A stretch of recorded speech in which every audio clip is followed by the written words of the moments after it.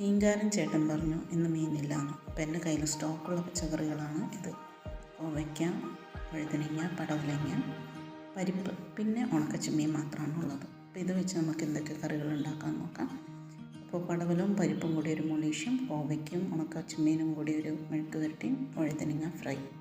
അതിന് പടവലം വൃത്തിയാക്കി സ്ക്വയർ കഷ്ണങ്ങളാക്കി മുറിച്ച് പരിപ്പും അതും കൂടി ഒരുമിച്ച് വേവിച്ചെടുക്കാം. അതിന് ആവശ്യത്തിന് വെള്ളം ഒഴിച്ച് മഞ്ഞൾപ്പൊടി, പച്ചമുളക്, ഉപ്പ് ഇതൊക്കെ ചേർത്ത് നമുക്കത് വേവിച്ചെടുക്കാം. അപ്പോഴത്തേക്കും നമുക്ക് കോവയ്ക്ക വൃത്തിയാക്കി വട്ടത്തിൽ കനം കുറഞ്ഞ കഷ്ണങ്ങളാക്കി മുറിച്ചെടുക്കാം. ഇതിനാവശ്യം സവാള, പിന്നെ ഉണക്കച്ചെമ്മീൻ അതൊന്ന് വൃത്തിയാക്കി എടുക്കണം, വെളുത്തുള്ളി. അപ്പോൾ ആദ്യം തന്നെ എണ്ണയൊഴിച്ച് കടുക്, ജീരകം ഇതൊക്കെ പൊട്ടിച്ച് കഴിഞ്ഞ് ഈ പറയുന്ന സാധനങ്ങളൊക്കെ ഒരുമിച്ചിടാം.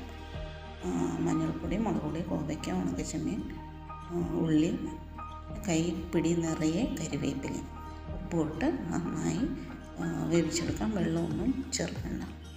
പരിപ്പ് വെന്ത് കഴിഞ്ഞു അതിനെ താളിച്ചിടാം. എണ്ണ, കടുക്, ജീരകം പൊട്ടി കഴിയുമ്പോൾ വെളുത്തുള്ളി, ഒരു കൈ നിറയെ തേങ്ങ നന്നായി വഴറ്റിയെടുക്കാം. കരിവേപ്പില ബ്രൗൺ കളറായി വരുമ്പോൾ അതിനകത്തേക്ക് നമുക്ക് മുളക് പൊടി ഇട്ട് വെന്ത പരിപ്പിലേക്ക് നമുക്ക് ഇട്ട് കൊടുക്കാം. ആവശ്യത്തിന് വെള്ളവും ചേർത്ത് ഉപ്പും ചേർത്ത് നമുക്ക് നന്നായി തിളപ്പിച്ചെടുക്കാം.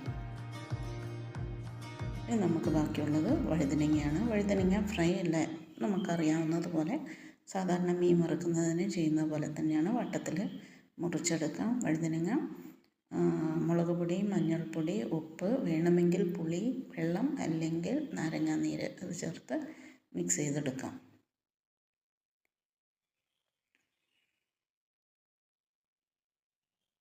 പാൻ ചൂടായതിന് ശേഷം അതിനകത്തേക്ക് എണ്ണ ഒഴിച്ച് ഒന്ന് ചുറ്റിച്ച് കഴിഞ്ഞ് വഴുതനങ്ങ മിക്സ് ചെയ്ത് വെച്ചിരിക്കുന്ന വഴുതനങ്ങ നമുക്ക് ഫ്രൈ ചെയ്തെടുക്കാം.